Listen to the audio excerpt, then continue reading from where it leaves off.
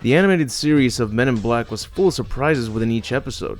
The best thing about the series was that each episode had a very unique storyline, and most of the time we'd also get some insight on characters from the first film.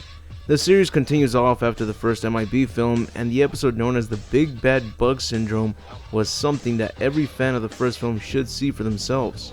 Especially since Men in Black 2 was indeed a joyless cash grab, and a terrible sequel. So this episode can be known as the true sequel to the Men in Black film.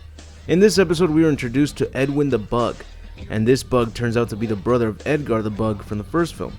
Edwin was sent by the Bug Queen to get revenge on whoever killed his brother. Frank the Pug was the first to encounter Edwin after it started eating the candy for his sugar needs. Unless you count the human he killed in order to use his skin as a disguise.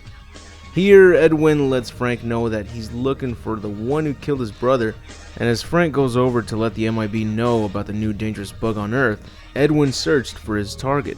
As you remember, it wasn't Agent J or K who ended up killing Edgar. It was Al. She was not at the MIB headquarters once Frank finally arrived to give them the news. She was with a group of agents at Central Park, and Edwin managed to take each one of them down, leaving L to fight him alone. She put up a hell of a fight, but eventually gets captured by Edwin. Then, to make things even more intense, a new bug makes an appearance by driving a bus straight into Edwin. This is like when Ada Wong rammed Mr. X with a vehicle, or when Lewis did the same thing to Kane in RoboCop 2. There's also a third bug looking to capture those who killed Edgar the Bug. All three bugs are aiming to capture Agent L and get that royal jelly reward by the Queen. So the two new bugs end up fighting each other, but eventually have to work together to stop the MIB from preventing them from getting their revenge. All this is happening while we're learning more about the worms who love coffee. As it turns out, the worms have a supreme leader that visits them and expects to see them as well-respected agents of the MIB, because they told him that. And what's even more hilarious is that only their supreme leader is allowed to drink coffee because it's considered sacred in their home planet. This explains why the worms are constantly drinking coffee. It's not just because they love the taste, it's because it's their forbidden fruit. Their side of the episode ends up playing a part in the conclusion of the episode. Since they're pretending to be agents of MIB, they sneak into K's vehicle and end up being in the middle of the fight against the bugs. They get a hold of some coffee again, but after the new bugs Dung and Mo are defeated, and agents K, L, and J are taken down by Edwin, they try picking up the de-atomizer guns, which are powerful enough to take him down, but they aren't strong enough to lift them. So they must sacrifice their coffee and give it to Dung and Mo so they can refuel on sugar and have enough strength to aim the de-atomizers directly at Edwin and blow him up. They succeed in doing so, giving him the same fate as his brother Edgar the Bug.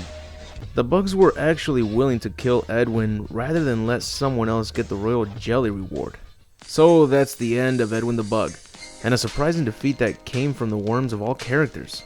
A lot of shows and movies nowadays just give the main character the victory shot, but just like the surprise kill we got at the end of the first film, here once again it wasn't Agents K and J who would defeat the main threat. And that's what I love about this show. The side characters get as much respect as the main characters. What I really liked about this episode was that Edwin first appeared inside some random person's flesh, but throughout the episode his appearance is without the human disguise. And when Edgar was in his bug form, he didn't try and fight anyone as his main priority was to leave the planet. Only now, Edwin the Bug's main priority is to get revenge on those responsible for killing his brother. If they had taken the concept of this episode and turned it into the second film, I think it would have been a lot more fun seeing it happen than what we actually got with MIB 2. One of the few interesting facts about this episode as well is that Edwin the Bug is voiced by Vincent D'Onofrio, the same actor as Edgar the Bug. So in a way, it does feel like the true sequel we deserved. The fact that two different bugs showed up for the same hunt made it even more interesting. I'm surprised they managed to give us a very faithful episode that connects with the villain of the first film. There are many episodes throughout the series that expand certain things that were mentioned in the first film, but I gotta say this episode was fantastic for many reasons, and one of those is that this should have been the true sequel to the first Men in Black film. And with that said, that's it for the video. If you enjoyed it, be sure to leave a like, share, and subscribe if you haven't. But most importantly, be sure to turn on notifications because YouTube won't bother to do its job even if you're subscribed. I'm finally starting to sell my merch, so be sure to get yourself a mug to go with that twisted grin, or a t-shirt, or a banana sticker. There's more new merch on the way, but also I'd like to give a big thanks to all my Patreon supporters.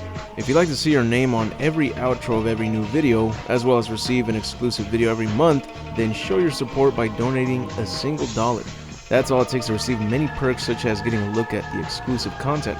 But anyways, I'll see you all in the next video, and remember to have an awesome day.